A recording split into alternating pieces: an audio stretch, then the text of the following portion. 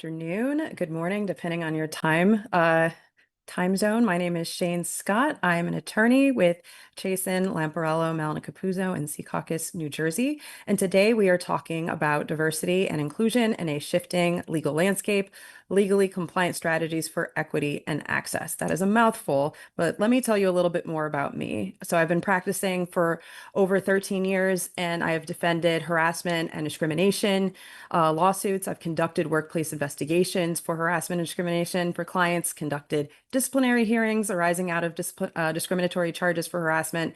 I conduct anti-harassment, anti-discrimination, anti-bias training.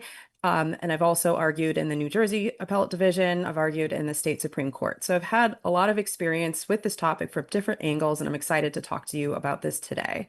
So we have a packed agenda. We want to talk about foundational definitions, legal standards, identifying structural barriers. We want to discuss most recent executive orders, as we see that, the name of this title is Shifting Landscape, and it is shifting.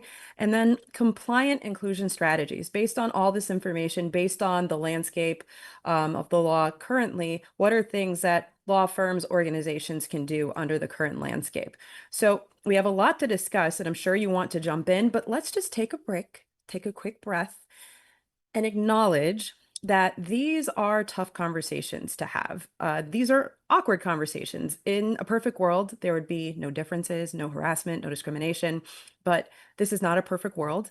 And things have happened because of differences throughout history. And if you think, okay, well, we shouldn't talk about differences. People should, if we don't talk about them, maybe, there won't be any type of discrimination, harassment. Let's pretend it's not there. Let's just pretend everybody's the same.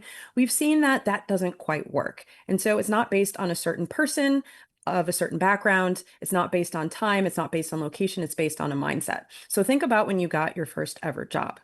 My first W-2 job was a grocery store, but no matter what your first job was, you were introduced to the concept that someone was always going to make more than you and someone was always going to make less than you. That's not good. That's not bad. That's the system.